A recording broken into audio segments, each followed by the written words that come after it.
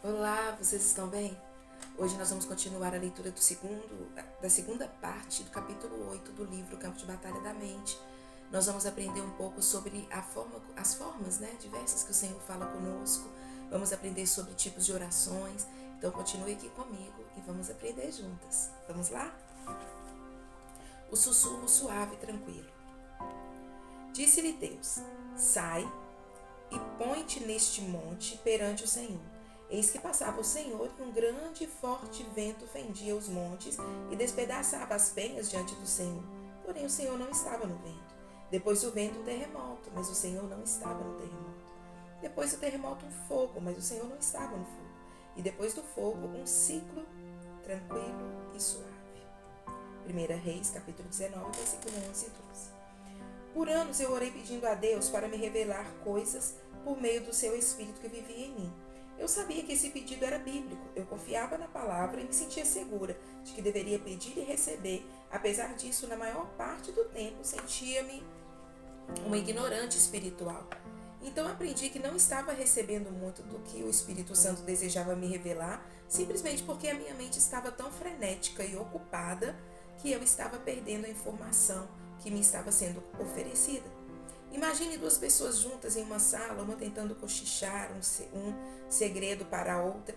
Se a sala estiver cheia de ruídos altos, embora a mensagem esteja sendo transmitida, aquela que está esperando pela informação secreta a perderá, simplesmente porque a sala está tão barulhenta que ela não pode ouvir. A menos que ela esteja prestando muita atenção, ela pode até nem mesmo perceber que alguém esteja lhe falando. A comunicação entre o Espírito de Deus e o nosso Espírito se dá desta forma. Os modos do Espírito Santo são gentis.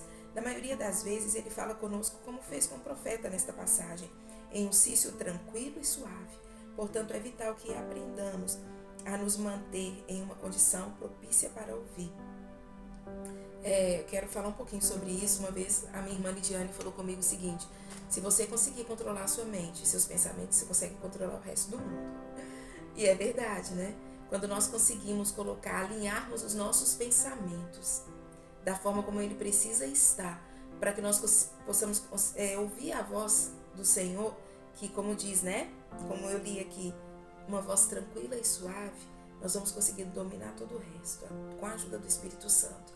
Às vezes a nossa mente está uma bagunça, né?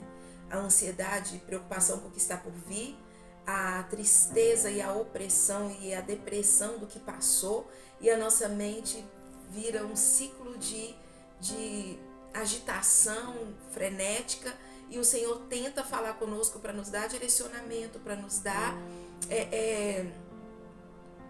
para nos ajudar a tomarmos decisões essenciais para as nossas vidas, mas nós não estamos conseguindo ouvir, nós não conseguimos ouvir porque existe muito barulho. E isso é fato. Quando nós estamos em um ambiente onde há um som muito alto, pessoas falando, e nós queremos ouvir alguém que está conosco para nos contar algo, e a gente não consegue ouvir, a gente fica naquela situação, assim também é com o Espírito Santo. Para você conseguir ouvir essa voz suave e tranquila, é necessário, como eu li no capítulo, na leitura passada, não é ter a mente vazia, é necessário ter a mente tranquila, a mente descansando no Senhor, sabendo que é Ele quem cuida do nosso futuro, sabendo que a nossa vida está nas mãos dEle. Quando você tem a certeza de que sua vida está nas mãos do Senhor, você consegue manter sua mente tranquila, sua mente no ponto ideal para receber as informações do Espírito Santo. Continuando, o Espírito e a mente. Que farei, pois? Orarei o Espírito por meio do Espírito Santo que está dentro de mim, mas também orarei inteligentemente com a mente e com o entendimento. 1 Coríntios capítulo 14, versículo 15. Talvez a melhor forma de entender este princípio da mente auxiliando o Espírito seja pensar sobre a oração. Nesse verso, o apóstolo Paulo disse que ele orava ambos com seu espírito e com sua mente. Entendo o que Paulo está dizendo, porque faço a mesma coisa.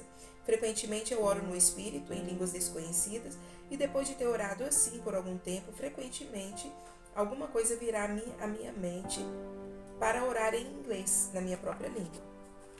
no caso, na língua de Joyce Meyer. Creio que desta forma a mente auxilia o espírito. Elas trabalham juntas para obter o conhecimento e a sabedoria de Deus para mim, de forma que eu possa entender isso também. Isso também funciona na outra direção. Há momentos em que eu quero orar, então eu me coloco à disposição de Deus para a oração. Se não há qualquer atividade em particular no meu espírito, simplesmente eu começo a orar na minha mente. Oro sobre os assuntos e situações a respeito dos quais tenho conhecimento. Algumas vezes essas orações parecem muito superficiais. Não há nenhuma ajuda vinda do meu espírito. Pareço estar em luta, então continuo com alguma coisa da qual já tenho conhecimento. Continuo assim até que o Espírito Santo tome conta de mim a respeito de certos assuntos. Quando ele faz isso, então, sei que atingi um ponto sobre a qual ele quer orar. Não apenas alguma coisa sobre o que eu estou orando, desta forma minha mente e o meu espírito trabalham juntos, auxiliando um ao outro para o cumprimento da vontade de Deus. Aqui a Joyce Meyer está contando a experiência dela com a oração em outras línguas. Eu não sei cada uma de vocês tem uma denominação, aprenderam de uma maneira, umas oram em outras línguas, outras não. Eu não quero entrar nesse mérito porque não é esse o objetivo. O que eu quero dizer é o seguinte: se você ora em outras línguas, use isso como uma ferramenta para você estar sensível à voz do Espírito Santo. Se você não ora em outras línguas, ore na sua própria língua, mas ore para que você também esteja sensível à voz do Espírito Santo. Nessa próxima parte aqui, a Joyce Meyer vai falar muito sobre o dom de línguas e de interpretação. Eu não gostaria de, nesse momento, entrar nesse mérito, mas que o Espírito Santo esteja concedendo a você sabedoria para discernir, ok?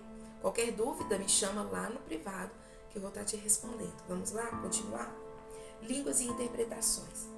Pelo que o que fala em outra língua desconhecida deve orar para ter o poder para que possa interpretar e explicar o que ele diz, porque se eu orar em outra língua desconhecida, o meu espírito, por meio do Espírito Santo que habita em mim, ora de fato, mas a minha mente fica infrutífera. Não produz frutos, nem ajuda ninguém. 1 Coríntios capítulo 14, versículo 13 e 14. Leia esse versículo em casa, tá? Aliás, onde você estiver. Outro exemplo da maneira pela qual o espírito e a mente trabalham juntos é o dom de línguas com interpretação. Quando falo em línguas, minha mente fica infrutífera até que Deus me dê ou outra pessoa a compreensão do que eu estou dizendo. Então minha mente se torna frutífera.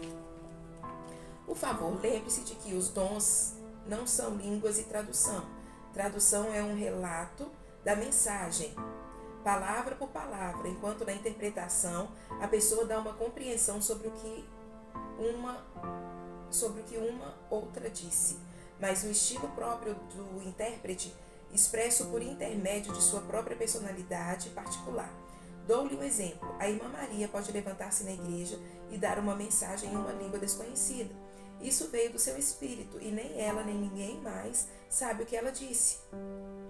Deus pode fazer com que eu entenda a mensagem, mas talvez, de maneira geral, quando me levanto em fé e começo a interpretar o que foi dito, faço a mensagem compreensível a todos, mas vem de mim na minha forma única de expressão. Orar no Espírito, em uma língua desconhecida e interpretar esta língua desconhecida são formas maravilhosas para entender o princípio da mente auxiliando o Espírito. O Espírito está falando alguma coisa e a mente está dando entendimento. Agora pense nisso. Se a irmã Maria falar em uma língua desconhecida e Deus estiver procurando alguém para trazer a interpretação, ele terá de me deixar de lado se a minha mente estiver em atividade frenética e ocupada para ouvir. Ainda que ele tente me dar a interpretação, eu não a receberei. Ou seja, uma mente frenética não consegue receber direcionamento do Senhor. Quando eu era jovem na fé, eu estava aprendendo sobre os dons espirituais. Orava quase que exclusivamente em línguas. Depois de um tempo razoável, comecei a me sentir entediada com a minha vida de oração. Quando conversei com o Senhor sobre isso, Ele me fez saber que eu estava entediada porque eu não tinha compreensão daquilo sobre o que eu estava orando. Embora perceba que nem sempre tenho de entender o que eu estou dizendo quando eu oro no Espírito. Aprendi que esse tipo de oração está fora de equilíbrio e não é a mais frutífera se eu nunca tiver qualquer entendimento. Entenderam, né? Se você ora em outras línguas, é necessário que você ore na sua própria língua também, para que você entenda aquilo que você está dizendo. Uma mente alerta e pacífica. Tu, Senhor, conservarás e guardarás em perfeita e constante paz aquele cujo propósito, ambos, sua inclinação e caráter, é firme em ti, porque ele confia em ti, descansa em ti e espera confiantemente em ti. Isaías 26, capítulo 3, versículo 3. Espero que por meio desses exemplos você consiga ver prontamente que sua mente e o seu espírito certamente trabalham juntos. Portanto, é da mais alta importância que sua mente seja mantida em uma condição normal. Caso contrário, ela não pode auxiliar seu espírito. Satanás com certeza conhece esse fato. Então ele ataca sua mente, deflagrando uma guerra contra você no campo de batalha da sua mente. Ele quer sobrecarregar e extenuar sua mente, enchendo-a com todo tipo de pensamentos errados, para que ela não esteja livre e disponível ao Espírito Santo, trabalhando por intermédio do seu próprio espírito humano. A mente deveria ser mantida em paz.